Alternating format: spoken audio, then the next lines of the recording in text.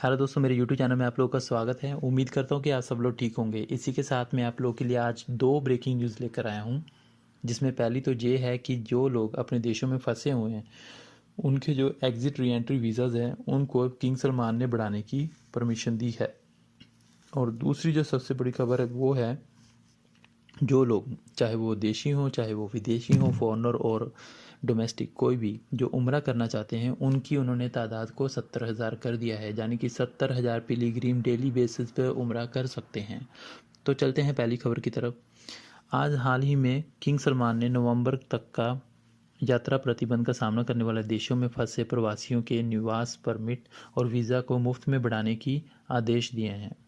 मैं आपको बता देता हूँ, ये जो निवास परमिट और वीज़ा है ये होता है रेजिडेंसी परमिट, जो इकामा होता है वो, और उसकी एग्ज़िट और री एंट्री वीज़ा डेट जो है उसको उन्होंने एक्सटेंड करने की अनुमति दी है। साथ ही में उन्होंने ये भी बोला है कि जो प्रवासियों के विज़िट वीज़ा, जो लोग अभी हाल ही में वर्तमान में ट्रैवल बैन की वजह से अपने देशों में फंसे हुए हैं, उसको भी उन्होंने 30 नवंबर तक बढ़ाने की अनुमति दी है, जो कि मुफ्त में बढ़ाया जाएगा। इसके लिए उनको कोई भी फीस देने की ज़रूरत नहीं है, कहीं भी ऑनलाइन रजिस्ट्रेशन कोई भी ऐसा काम करने की ज़रूरत नहीं है। जहाँ की हुकूमत, सऊदीया की हुकूमत ऑटोमेटिकली इसको एक्सटेंड कर देगी। और जो SPA है उसके अनुसार पासपोर्ट जवाजात के जनरल डायरेक्टरेट ने कंफर्म किया है कि ये एक्सटेंशन राष्ट्रीय सूचना केंद्र के सहयोग से किया जाएगा, और जैसे मैंने पहले ही बता दिया है, और ऑटोमेटिकली ही हो जाएगा, कुछ भी करने की ज़रूरत नहीं है। ये बता देता हूँ आपको, जो अभी तक जो प्रतिबंध के अंडर हैं जो कंट्रीज़, उनके नाम इस प्रकार हैं: भारत, पाकिस्तान, इंडोनेशिया, मिस्र, तुर्की, ब्राज़ील, इथोपिया, वियतनाम, अफ़गानिस्तान और लेबनान। ये वो कंट्री है दोस्तों जहाँ से अभी तक डायरेक्ट फ़्लाइट्स वगैरह स्टार्ट नहीं हुई हैं। स्पेशली भारत और पाकिस्तानी जो वर्कर्स जहाँ पे काम कर रहे हैं उनको बहुत ही दिक्कत हो रही है, वो अपनी कंट्रीज़ में फंसे हुए हैं, क्योंकि जैसे मैंने लास्ट वीडियो में आपको बताया था, ट्रांजिट फ़्लाइट बहुत ही महंगी पड़ रही है। ये तो फ़िलहाल जो भी है इसके बारे में हम कुछ भी नहीं कर सकते हैं, पर जो लोग अभी हाल ही में वेकेशन गए हैं जहाँ से, उनके लिए तो ये राहत की बात है कि उनका जो री एंट्री विज़िट वीज़ा है उसकी डेट उन लोगों ने नवंबर तक बढ़ा दी है।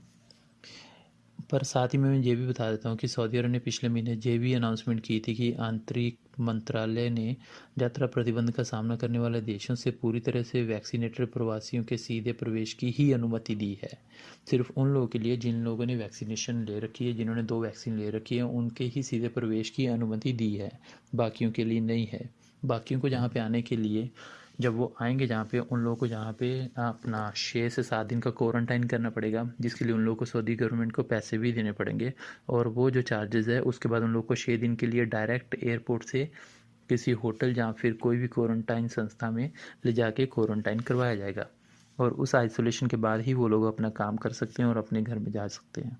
मैंने आपको बताया कि ये निर्णय केवल उन विदेशियों के लिए लागू किया गया था जिनके पास वैलिड रेजिडेंसी परमिट है, यानी कि इकामा, और जिन्होंने सऊदी अरब से कोरोना वायरस के खिलाफ टीके की 2 खुराकें लेने के बाद exit and re entry visa पर सऊदी अरब को छोड़ा था। जी हाँ, मैंने आपको ऑलरेडी बता ही दिया है कि सऊदी अरब को छोड़ने से पहले जिन्होंने 2 वैक्सीनेशन सऊदी अरब से लगवाई है, ये नहीं कि इंडिया और पाकिस्तान से, वो लोग ही डायरेक्ट एंटर कर सकते हैं सऊदी अरब में। ये इनकी पिछली न्यूज़ में इन्होंने बताया था।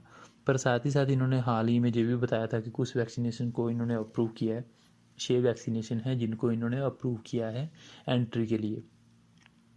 पर इन्होंने जो डायरेक्ट एंट्री के जो अपने जो यात्री हैं, वो सिर्फ सऊदी अरब से जिन्होंने 2 वैक्सीन लगवाई हैं उन्हीं को ही डायरेक्ट एंट्री की अनुमति दी है। अभी मैं आपको बता देता हूँ, अभी सऊदी अरब में जो सिचुएशन चल रही है कोरोना वायरस की, वो अभी इतनी ज़्यादा गंभीर नहीं है। पर फिर भी जैसे कि लास्ट 24 घंटे में 102 नए केसेस आए हैं और 6 लोगों की मौत भी हुई है दोस्तों। ये रिपोर्ट बताने का मेरा मकसद सिर्फ दूसरी ब्रेकिंग न्यूज़ को हाईलाइट करना है। जी हाँ, और दूसरी ब्रेकिंग न्यूज़ ये है कि मिनिस्ट्री ऑफ हज एंड उम्रा ने ये कंफर्म किया कि 70,000 तीर्थ यात्री डेली बेसिस पर उम्रा कर सकते हैं। देती है कि total 70,000 foreigner and domestic pilgrim, I mean तीर्थ यात्री डेली बेसिस पर उम्रा कर सकते हैं, और उनको इसकी परमिशन दे दी गई है। और साथ ही साथ ये भी कहा गया कि ये कोरोना वायरस एहतियात उपायों और निवारक प्रोटोकॉल के पूर्ण अनुपालन और ये अन्य संबंधित अधिकारियों के कोऑर्डिनेशन में किया जाएगा। मिनिस्ट्री ने यह भी कहा है कि ग्रेट मॉस्क उम्रा प्रे करने के लिए, परमिट बुक करने के लिए एतमरना एप्लीकेशन के अलावा आप लोग तवक्कलना एप्लीकेशन का भी यूज़ कर सकते हैं। जी हाँ, तवक्कलना एप्लीकेशन जो कि सऊदी अरब में यूज़ होती है, जिसमें सारे उनकी रिपोर्ट्स और उनकी वैक्सीनेशन की डिटेल होती है, उसके ऊपर आप लोग जाके वहाँ पे अपनी ट्रैवल की रजिस्ट्रेशन कर सकते हैं उम्रा के लिए, और अपनी डेट, अपना टाइम सब कुछ सिलेक्ट कर सकते हैं।